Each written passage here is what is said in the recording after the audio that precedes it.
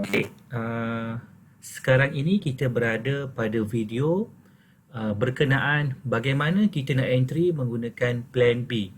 Okey, untuk plan B ini kita boleh gunakan pada time frame 5 minit sehingga 4 jam. Maknanya nak entry 5 minit boleh, 15 boleh, 30, H1 dan juga H4. Lagi besar time frame yang kita gunakan, lagi lamalah perjalanannya dan akan bersifat sebagai swing lah, okey. So kalau 5 minit dia akan jadi agak scalping dan 15 H130 dia akan jadi intraday. Okey. Untuk plan B ni, okey. Bila saya cakap boleh digunakan pada 5 minit dan 15 minit, ini bermaksud 5 minit dan 15 minit kita ada dua cara untuk entry. Cara pertama tadi plan A lah, sebab saya kata plan A boleh 5 dan 15 sahaja. Okey, so maknanya kita pergi chart ni, saya bagi satu contoh. Okey, kita pergi pada chart 15 minit ini, bermakna 15 minit ini nak trade ada dua cara. Plan A tadi cara yang pertama, plan B adalah cara yang kedua. Okey. Kita tengok 15 dulu sebab 15 ni ada dua plan. Okey. Macam mana kita nak gunakan plan B ini dalam situasi 15 minit ataupun pada situasi time frame yang lain nanti. Okey. Kita lihat pada time frame 15 dulu. Okey. Sekarang ni tempat yang saya marking sekarang ni, yang saya tunjuk sekarang ni, ini adalah zone sell. Okey. Cuba kita tengok pada dot kuning yang kita nak entry untuk sell itu. Tak boleh lah sebab purple masih di atas dan bawah masih berwarna biru. So bermakna untuk plan A pada 15 minit dah terbatal. Okey. Jadi sekarang ini dia dah masuk di dalam kawasan ataupun di zon merah, iaitu zon untuk kita tekan position ataupun entry sell. Jadi kalau kata untuk plan A tadi terbatal, kita masih ada backup plan, iaitu plan B. Okey, so plan B apa syarat dia yang perlu kita tengok dan apa syaratnya yang perlu kita perhatikan untuk kita masuk entry dan position sell. Okey. Untuk plan B ini, konsep kita adalah mencari dua arrow sell di dalam kawasan sell ataupun dua arrow buy di dalam kawasan buy. Okey. Nanti boleh juga rujuk pada nota ringkas yang dah saya sediakan sebagai panduan lah. Okey. Yang di video ini adalah untuk kita sebagai untuk lebih memahami lagi. Okey, baik. Okey, sekarang ini kita mencari dua arrow sell dalam kawasan sell. Ini arrow pertama dan ini adalah arrow yang kedua. Kedua-duanya mesti berwarna merah. Okey. Di antara arrow pertama sell dan arrow kedua sell, mesti di tengah-tengahnya ada arrow berwarna biru yang ini. Okey. Jadi konsep ataupun pattern yang kita akan gunakan ialah A, B dan juga C. Okey, arrow yang pertama ini kita akan marking sebagai arrow A. Arrow biru ini akan kita marking sebagai arrow B. Arrow yang ketiga, merah yang ketiga, yang seterusnya ini kita akan marking sebagai C. Jadi A, B dan juga C. Okey. Apa syaratnya? Okey, boleh rujuk kepada nota. Okey, syarat pertama, A dan C dalam zone sell. A dan juga C dalam zone sell. Okey. Itu syarat yang pertama. Syarat yang kedua, C tak boleh tinggi daripada A. C tak boleh tinggi daripada A. So ini arrow C, ini arrow A. C lebih rendah, okey. Nampak situasinya kalau kita letak di ekor dia di sini, okey. So A lebih tinggi, okey. So cukup syarat yang kedua. Yang ketiga, A ini mesti sentuh atau lebih golden line. Okey. Golden line yang inilah. Okey. So arrow A ini mesti sentuh dekat ataupun lebih daripada golden line. So kalau kata C itu dekat dalam ni, tak kisah. Maknanya kalau katalah A, B, C. Okey, C tak kena golden line, tak apa.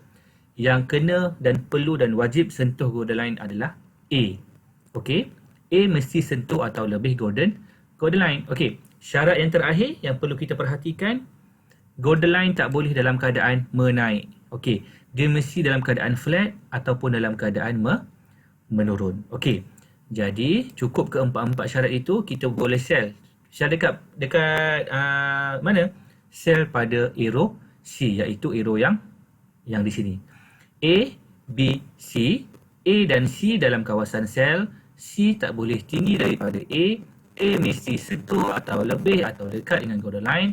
Dan golden line tak boleh dalam keadaan menaik. Dia mesti dalam keadaan flat ataupun menurun. Okey. So kita akan share di sini. Okey.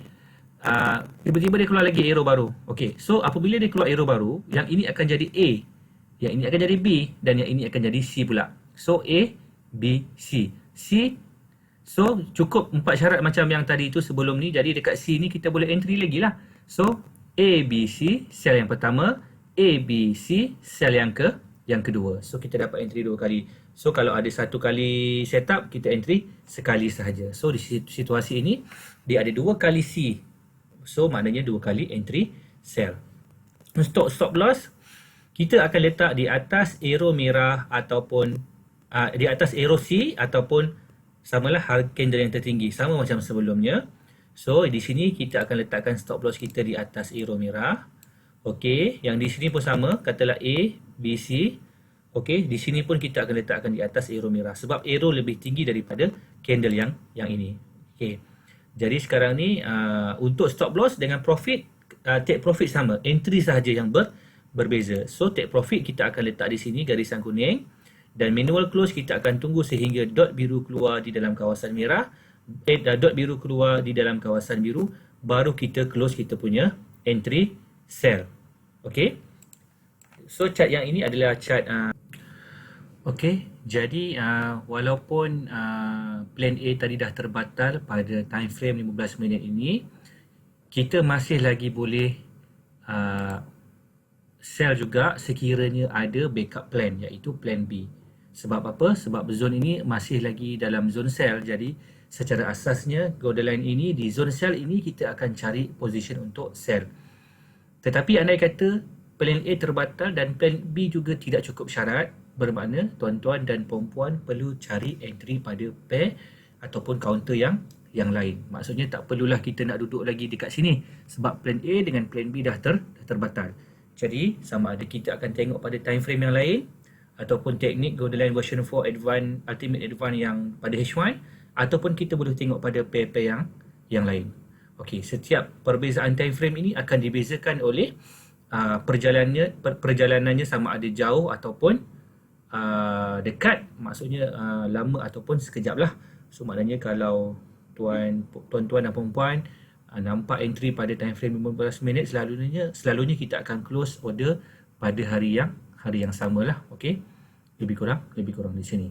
Okey, baik. Sekarang ini adalah 15 minit. Okey, cuba kita tengok pada time frame H1 pula. Contoh, okey, sama. Kita akan mencari 2 arrow sell dalam kawasan sell. Ini adalah teknik plan B. So maknanya plan B kita nak guna time frame 15 minit boleh, H1 boleh, 30 boleh, H4 pun boleh. Tak ada masalah. Kita nak guna pada mana-mana time frame yang dah saya sebutkan. Okey. So sekarang ini kita ada 3 arrow merah. 1, 2, 3. Okey, kalau kita marking di sini A, B dan juga C tak boleh lah sebab C lagi tinggi daripada A. So kita jumpa arrow baru. So yang ini akan jadi A pula lah. So A, B dan juga C. Okey.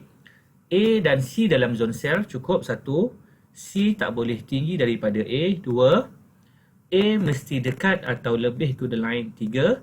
Dan golden line tak dalam keadaan, bukan dalam keadaan menaik. Dia mesti dalam keadaan flat ataupun dalam keadaan menurun. Okey. So moving dengan trend bar tak perlu nak tengok lagi lah sebab kita dah berada dalam plan B. So cukup sahaja A, B, C tu, cukup je syarat je. Kita akan sell dekat C, tunggu sampai dot biru keluar dalam kawasan biru, sama, dan stop loss kita akan letak di atas arrow C ataupun higher untuk C. Jadi ini untuk kita sell lah pada H1 tadi pada 15 minit. Okay. So cuba kita tengok 30 minit pula. Okay. Sekarang ini kita tengok situasi buy. Okay. Okay. Zone ini adalah zone buy. Okay. So bermakna kita dah tengok 30 minit ni. So kita terus pada plan B. Tidak ada plan A lagi lah sebab plan A tidak boleh untuk 30 minit. Okay. So kita akan cari dua arrow apa? Dua arrow buy. Dua arrow buy di dalam kawasan buy. 1, 2. So sekarang ini ada berapa arrow buy? dua arrow buy di dalam kawasan buy. So, ini adalah arrow pertama dan ini adalah arrow yang kedua. So, kita akan marking macam mana? A, B, C. A, B, C. Okey. A dan C di dalam kawasan buy. C tidak boleh melebihi atau rendah daripada A. A mesti sentuh atau lebih golden line dan golden line dalam keadaan flat ataupun menaik. Dia tidak boleh dalam keadaan menurun. Okey. Jadi sekarang ni kita akan buy pada C lah. A, B dan juga C. Okey. A, B dan juga C. So, kita akan buy dekat sini. A, B, C. So, kita buy. Stop loss kita dekat bawah arrow ataupun lower bagi candle arrow yang C ni. So, stop loss kita dekat bawah ni. Okey. Untuk hold, sama. Kita akan tunggu sampai dot kuning keluar dalam kawasan merah. Okey. Kalau dot kuning keluar dekat kawasan sideway ni, apa nak buat? Memang kita akan hold lagi lah. So, kita akan tunggu sampai dot kuning ini keluar di dalam kawasan merah. Baru kita akan close. So, okay. Dot kuning keluar dalam kawasan merah, baru kita akan close. So, untuk buy sama, A, B, C. C tak boleh rendah daripada A. A mesti dekat atau lebih golden line dan juga golden mesti dalam keadaan flat ataupun menaik. Okey, kita tengok buy juga. Okey, ni contoh buy. Mula-mula ada 2, 1, 2, 3, 4 arrow buy. Okey, so pattern yang mana yang valid? A, B, C tak valid. A, B, C tak valid. Sebab apa? C masih lagi rendah daripada A. So, A, B, C yang ini baru boleh. So, A, B, C. C tidak lagi rendah daripada A. A dekat atau lebih golden line dan golden line tidak dalam keadaan menurun. Jadi kita boleh buy dekat C. Okey. Tunggu sampai dot kuning keluar dalam kawasan merah. Di sini kita akan close lah. Okey. Stop loss di bawah arrow C ataupun lower untuk C yang itu di sini. Di sini adalah kita punya stop loss. Okey.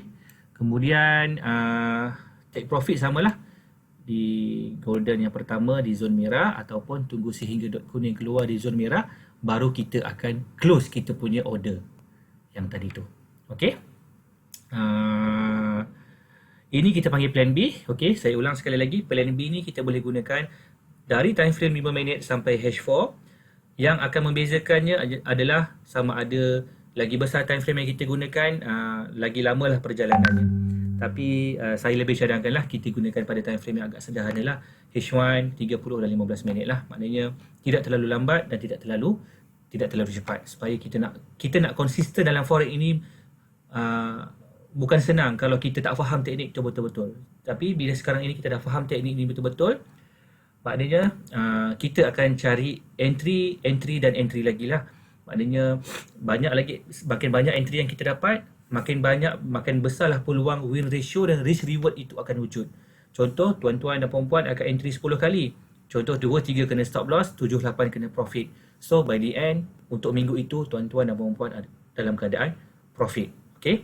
So sekian saja untuk plan B ni. Lain-lain boleh rujuk ke nota yang dah saya sediakan.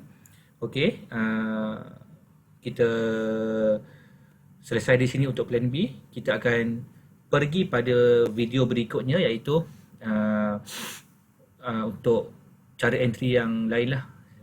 H1 golden line H1 Ultimate Advanced Edition. Okay, yang itu lebih mudah untuk kita cari entry. Okay, sekian saja, terima kasih.